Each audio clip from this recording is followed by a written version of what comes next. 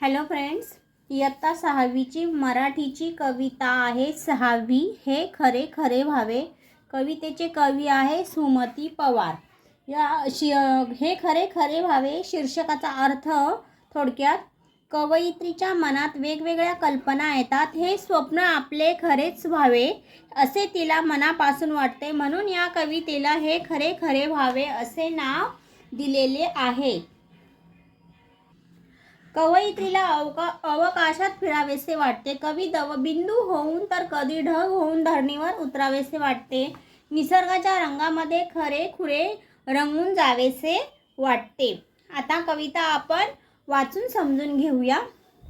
ऐका म्हणा वाचा, हवेवरी त्या होत स्वारमी, अवकाशी विहरावे, मनात माझ्या नेहमी येते मी पक्षी व्हावे. हवेवरी त्या होत स्वारमी, अवकाशी विहरावे, मनात माझ्या नेहमी येते मी पक्षी व्हावे. म्हणजे इथे थोडक्यात त्यांनी सांगितलेलं आहे, माझ्या मनात नेहमी असे वाटते की हवेवर आरूढ होऊन मी आकाशात फिरावे, पक्षी होऊन मन मोकळा संचार करावा. दवबिंदू होऊन पहाटे गवतावर उतरावे, सूर्यप्रकाशे वाफ होऊन पुन्हा पुन्हा परतावे. दवबिंदू होऊन पहाटे गवतावर उतरावे, सूर्यप्रकाशे वाफ होऊन पुन्हा पुन्हा उतरावे. म्हणजे दवबिंदूचे रूप घेऊन गवतावर पहाटे उतरावे आणि सूर्यप्रकाश येताच वाफ होऊन पुन्हा निघून जावे असे कवीला वाटते. क्षितिजावरचे गडद रंग मी ढग होऊन झुलावे, भरारणारा होऊन वारा चंद्राशी खेळावे. क्षितिजावरचे गडद रंग मी ढग होऊन झुलावे, भरारणारा होऊन वारा चंद्राशी खेळावे. कधी मला असे वाटते की क्षितिजावरचे दाट रंग मी व्हावे, ढगाचे रूप होऊन झुलावे, कधी वेगाने वाहणारा वारा होऊन चंद्राशी खेळावे. धुक्यावरी मी अलगद अलगद धरणीवर उतरावे, अवघे जग झाकुनी तयाला मिश्किलतेने पहावे. धुक्यापरी मी अलगद अलगद धरणीवर उतरावे, अवघे जग झाकुनी तयाला मिश्किलतेने पहावे. म्हणजे धुके होऊन कधी हळूच धरतीवर उतरावे, सगळ्या सृष्टीवर धुके पांघरून खोडकरपणे पाहत बसावे. ऊर्जेचा तो स्तोत्र सूर्य मी अगदी जवळून पहावा, काळोखाला चिरत चिरत मी सूर्यकिरण व्हावा. ऊर्जेचा तो स्तोत्र सूर्य मी अगदी जवळून पहावा, काळोखाला चिरत चिरत मी सूर्यकिरण व्हावा. कधी मला असे वाटते की उष्णताच ज्यापासून निघते तो सूर्य अगदी जवळून पहावा, अंधाराला चिरत जाणारा मी सूर्याचा किरण व्हावे. नेक्स्ट आहे, निसर्गातल्या रंगामध्ये मी रंगून जावे, भास नको मज तुम्हा सांगतो हे खरे खरे व्हावे. निसर्गातल्या रंगामध्ये मी रंगून जावे, भास नको मज तुम्हा सांगतो हे खरे खरे व्हावे. म्हणजे मला खरेच असे वाटते की निसर्गाच्या या मनमोहक रंगामध्ये स्वतः रंगून जावे. तुम्हाला सांगते, हा माझा भास नव्हे, मला खरे खुरेच हे सर्व व्हावेसे वाटते. कवितेचे कवी आहे सुमती पवार. आता या कवितेखाली काही शब्दार्थ आहे ते रीडिंग करूया आणि समजून घेऊया. शब्दार्थ: स्वार होणे, आरूढ होणे किंवा बसणे. विहरणे, आकाशात उडणे किंवा फिरणे. क्षितिज, आकाश जेथे जमिनीला टेकल्यासारखा भास होतो ते ठिकाण. भरारणारा, वेगाने वाहणारा. अलगद, हळूच. मिश्किल, खोडकर. स्तोत्र, ज्यापासून मिळते तो मार्ग. काळोखाला चिरणे, काळोख भेटून जाणे. भास, भ्रम. स्वाध्याय: प्रश्न पहिला, एका 2 वाक्यात उत्तरे लिहा. कवयित्रीला अवकाशात कसे फिरावेसे वाटते? उत्तर, कवयित्रीला अवकाशात पक्षी व्हावेसे वाटते आणि हवेवर स्वार होऊन अवकाशात मनमोकळे फिरावेसे वाटते. कवयित्रीला गवतावर कसे उतरावेसे वाटते? उत्तर, कवयित्रीला गवतावर दवबिंदू होऊन गवतावर उतरावेसे वाटते. धुके बनून कवयित्रीला काय करावेसे वाटते? उत्तर, धुके बनून कवयित्रीला हळूच धरतीवर उतरावेसे वाटते, असे करावेसे वाटते. कवयित्रीला सूर्यकिरण का व्हावेसे वाटते? उत्तर, कवयित्रीला सूर्यकिरण अंधाराला चिरत जाण्यासाठी व्हावेसे वाटते.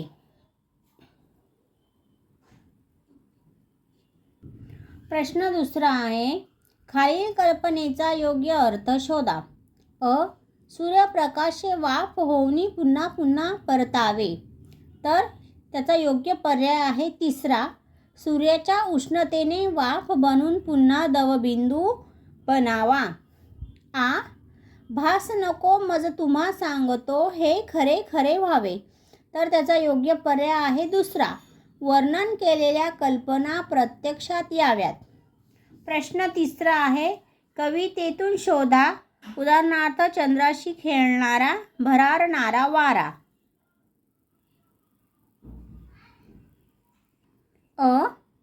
अवकाशी विहरणारा पक्षी.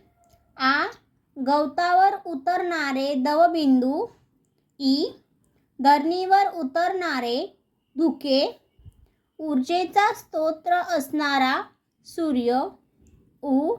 काळोखाला चिरणारा सूर्यप्रकाश. प्रश्न चौथा, खरे खोटे याप्रमाणे काही विरुद्धार्थी शब्दांच्या जोड्या लिहा. खरे खोटे, काळोख उजेड, उतरणे चढावे, गडद विरळ, जवळून दुरून.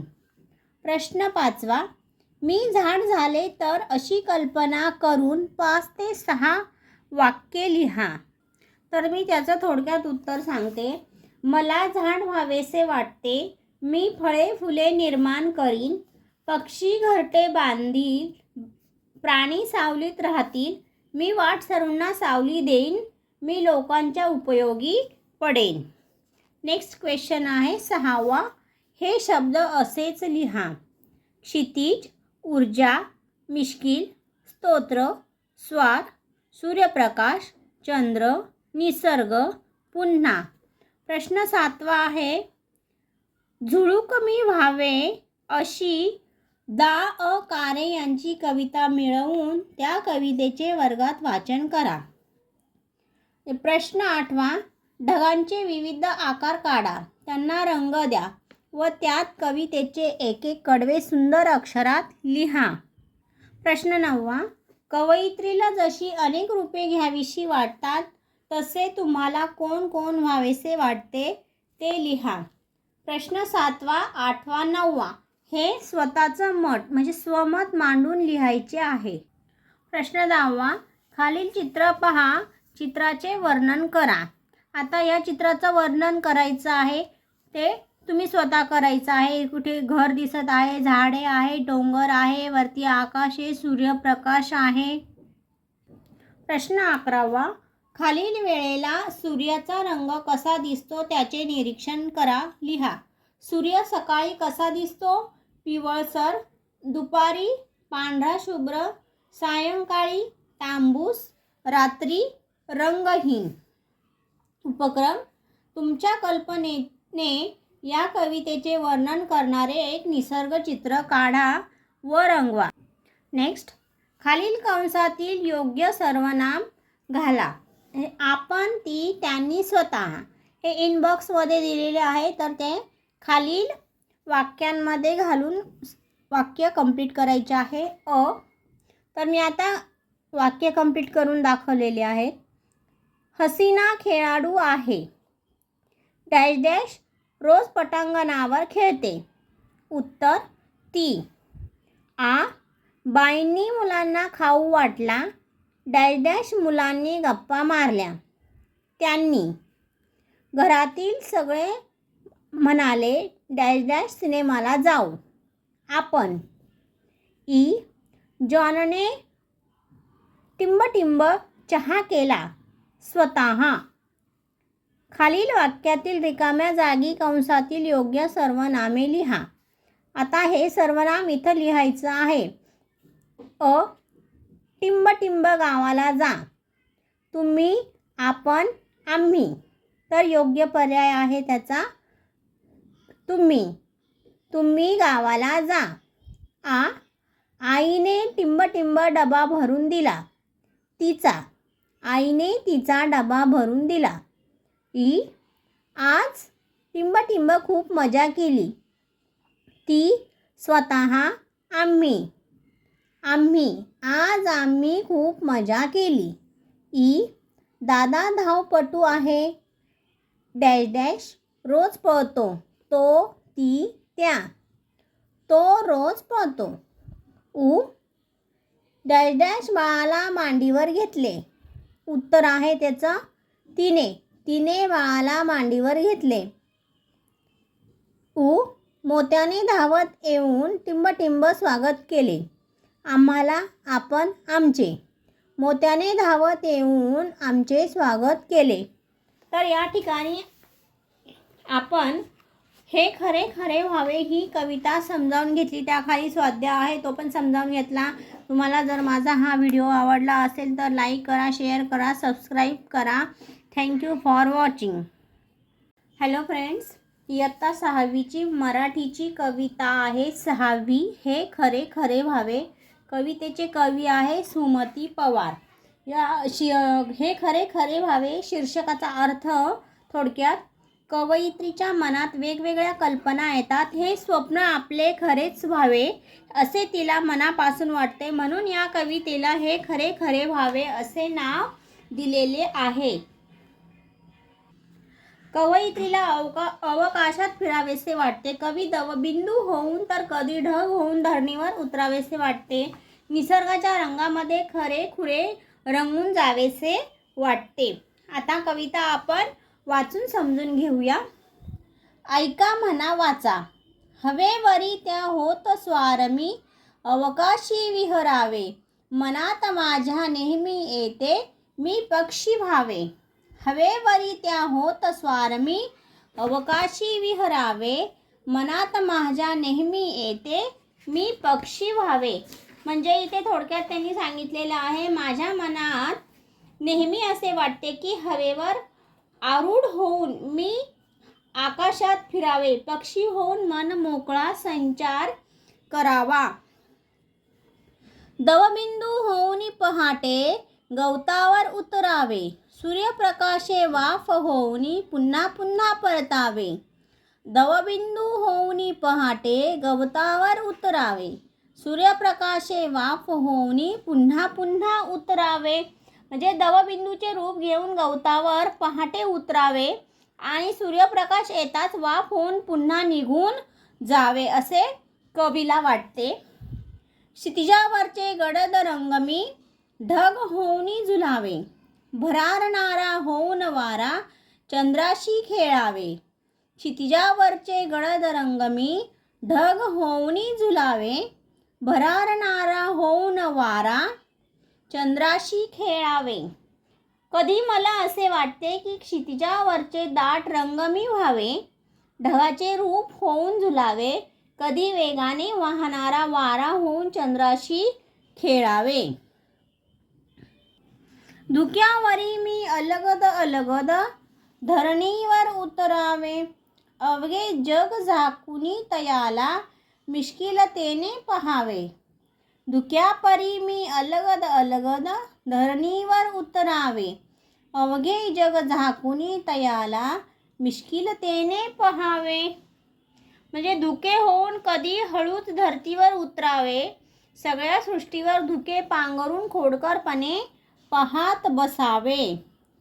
ऊर्जेचा तो स्तोत्र सूर्य मी, अगदी जवळून पहावा, काळोखाला चिरत चिरत मी सूर्यकिरण व्हावा. ऊर्जेचा तो स्तोत्र सूर्य मी अगदी जवळून पहावा, काळोखाला चिरत चिरत मी सूर्यकिरण व्हावा. कधी मला असे वाटते की उष्णताच ज्यापासून निघते तो सूर्य अगदी जवळून पहावा. अंधाराला चिरत जाणारा मी सूर्याचा किरण व्हावे. नेक्स्ट आहे, निसर्गातल्या रंगामध्ये मी रंगून जावे, भास नको मज तुम्हा सांगतो हे खरे खरे व्हावे. निसर्गातल्या रंगामध्ये मी रंगून जावे, भास नको मज तुम्हा सांगतो हे खरे खरे व्हावे. म्हणजे मला खरेच असे वाटते की निसर्गाच्या या मनमोहक रंगामध्ये स्वतः रंगून जावे. तुम्हाला सांगते, हा माझा भास नव्हे, मला खरेखुरेच हे सर्व व्हावेसे वाटते. कवितेचे कवी आहे सुमती पवार. आता या कवितेखाली काही शब्दार्थ आहे ते रीडिंग करूया आणि समजून घेऊया. शब्दार्थ: स्वार होणे, आरूढ होणे किंवा बसणे, विहरणे, आकाशात उडणे किंवा फिरणे, क्षितिज, आकाश जेथे जमिनीला टेकल्यासारखा भास होतो ते ठिकाण, भरारणारा, वेगाने वाहणारा, अलगद, हळूच, मिश्किल, खोडकर, स्तोत्र, ज्यापासून मिळते तो मार्ग, काळोखाला चिरणे, काळोख भेटून जाणे, भास, भ्रम. स्वाध्याय. प्रश्न पहिला, एका 2 वाक्यात उत्तरे लिहा. कवयित्रीला अवकाशात कसे फिरावेसे वाटते? उत्तर: कवयित्रीला अवकाशात पक्षी व्हावेसे वाटते आणि हवेवर स्वार होऊन अवकाशात मनमोकळे फिरावेसे वाटते. कवयित्रीला गवतावर कसे उतरावेसे वाटते? उत्तर: कवयित्रीला गवतावर दवबिंदू होऊन गवतावर उतरावेसे वाटते. धुके बनून कवयित्रीला काय करावेसे वाटते?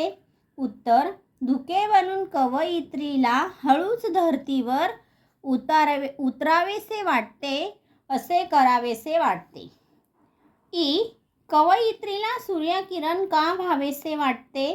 उत्तर: कवयित्रीला सूर्यकिरण अंधाराला चिरत जाण्यासाठी व्हावेसे वाटते.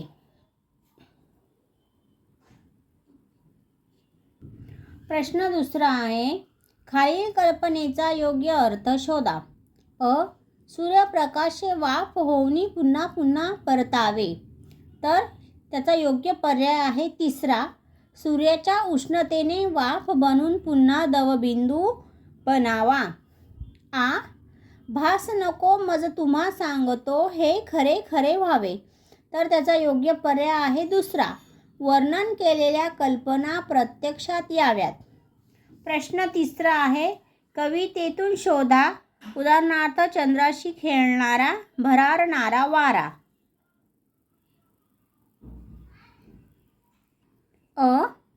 अवकाशी विहरणारा पक्षी. गवतावर उतरणारे दवबिंदू. धरणीवर उतरणारे धुके. ऊर्जेचा स्तोत्र असणारा सूर्य. काळोखाला चिरणारा सूर्यप्रकाश.